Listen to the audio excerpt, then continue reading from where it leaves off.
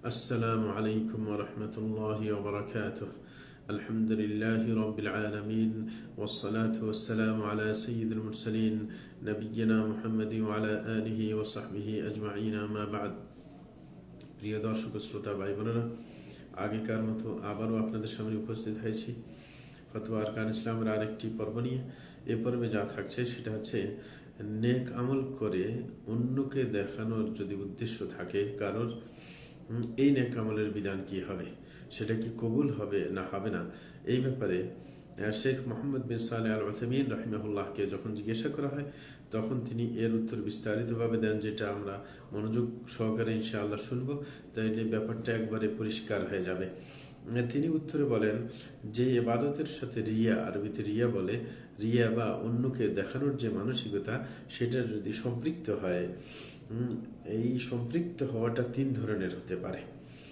খেয়াল করতে হবে, সেই রিয়ার যে সম্পৃক্ততা কোনো নেক আমলের সাথে, এটা তিন ধরনের হতে পারে। এক নম্বর হচ্ছে যে আপনি ইবাদত করার শুরুতেই এই চিন্তাটা মাথায় আসা যে এই ইবাদত করে আমি মানুষকে দেখিয়ে নিজেকে বুজুর্গ প্রমাণ করার জন্য মানুষের সামনে, সেটাই যদি উদ্দেশ্য হয় যে মানুষ আমার প্রশংসা করবে, তাহলে এটা একেবারেই ইবাদতটাকে বাতিল করে দেয়। যেমন একজনে প্রথমেই আপনার সালাত আদায় করা শুরু করেছে, সুন্দর করে সালাত আদায় করছে, তার উদ্দেশ্যই হচ্ছে যে এটা মানুষে দেখবে, দেখলে মানুষ আমাকে প্রশংসা করবে, বুজুর্গ বলবে, এরকম উদ্দেশ্য থাকলে শুরু থেকেই, তাহলে এটা একেবারেই আমলকে নষ্ট করে দেয়, ধ্বংস করে দেয়। দ্বিতীয় আরেকটি ব্যাপার, সেটা হচ্ছে যে রিয়াটা এবাদতের সাথে সম্পৃক্ত হবে ঠিকই, কিন্তু এটা এবাদতের মাঝখানে সম্পৃক্ত হয়েছে, শুরুতে ছিল না। মানে শুরুতে তার ইচ্ছা ছিল যে একমাত্র আল্লাহর জন্য করবে, কিন্তু পরবর্তীতে আসে এই রিয়াটা দেখানোর মানসিকতাটা পরবর্তীতে অ্যাড হয়েছে। ব্যাপারটা যদি এমন হয়, যেমন সালাত আদায় করতে শুরু করেছে একমাত্র আল্লাহর জন্য, কিন্তু পরবর্তীতে এসে যখন একটু এক রাকাত চলে গেছে তখন মানসিকতা এসেছে যে মানুষকে দেখানোর মানসিকতা। তাইলে আমাদের চিন্তা করতে হবে, এই জাতীয় যদি ইবাদতের মাঝখানে রিয়া সম্পৃক্ত হয়, সেটা আবার দুইটা অবস্থা হতে পারে।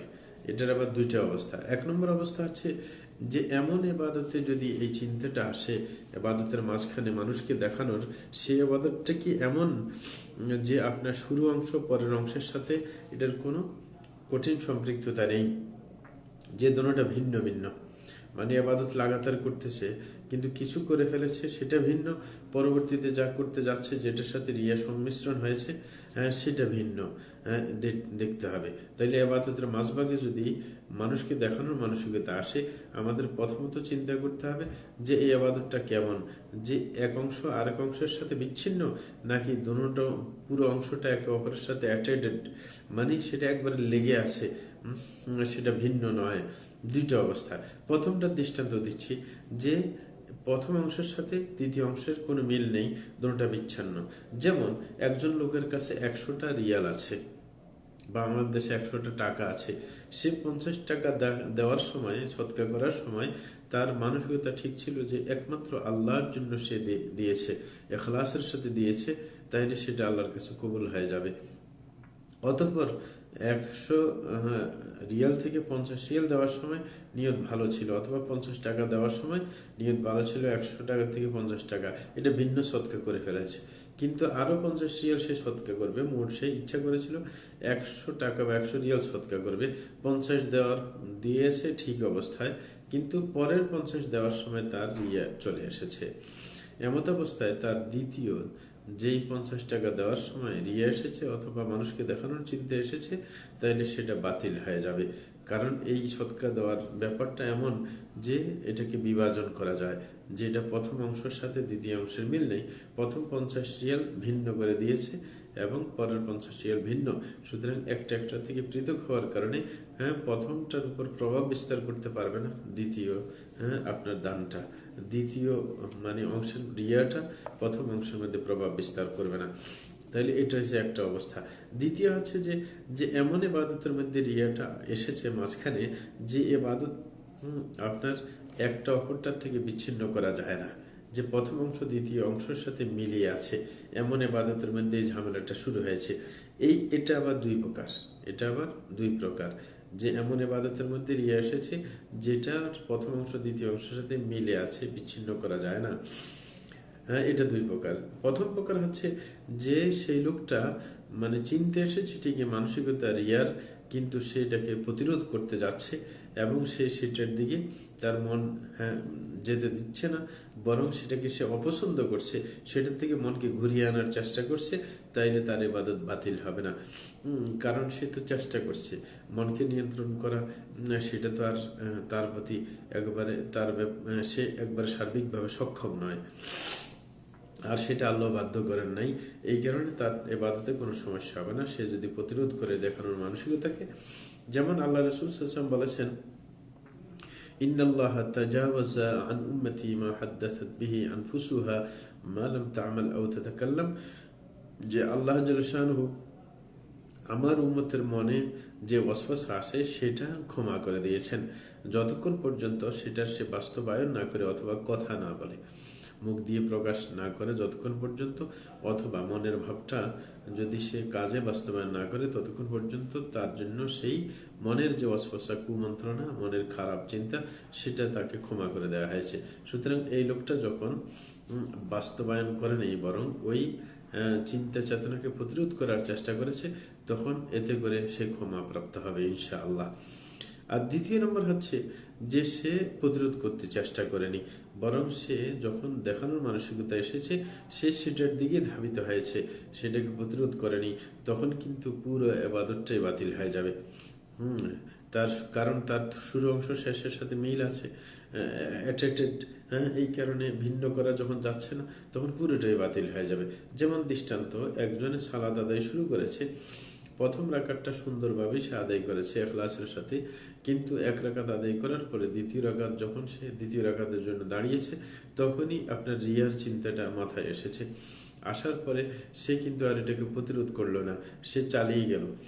তখন এমত অবস্থায় তার পুরো সালাতি বাতিল হবে, মানে দুই রাকাতই বাতিল হয়ে যাবে, কারণ প্রথম অংশকে দ্বিতীয় অংশ থেকে পৃথক করা যাচ্ছে না। এই গেল একটা কথা। তাইলে দুইটা বললাম, যে রিয়াটা শুরু থেকেই থাকবে তাইলে আমল বাতিল, রিয়াটা যদি মাঝখানে আসে তাইলে দেখতে হবে আমলটার কি শুরু শেষকে ভিন্ন করা যায় নাকি ভিন্ন করা যায় না। ভিন্ন করা গেলে সমস্যা নেই, রিয়া সমস্যা করবে না, যেটার মধ্যে রিয়া সম্পৃক্ত হবে সেটাই বাতিল হবে, পুরোটা বাতিল হবে না। আর দ্বিতীয় কথা হচ্ছে যে যদি আমরা দেখি না একটা অংশকে আর একটা অংশ থেকে ভিন্ন করা যায় না, সেখানেও দেখতে হবে যে সে কি আসলে প্রতিরোধ করতে চেষ্টা করেছে নাকি করে নাই। যদি প্রতিরোধ করতে চেষ্টা করেছে তাইলে তার আমল বাতিল হবে না, আর যদি প্রতিরোধ করতে চেষ্টা না করে তাইলে পুরোটাই বাতিল হবে, কারণ সে আমল তো শুরুকে শেষকে ভিন্ন করা যায় না।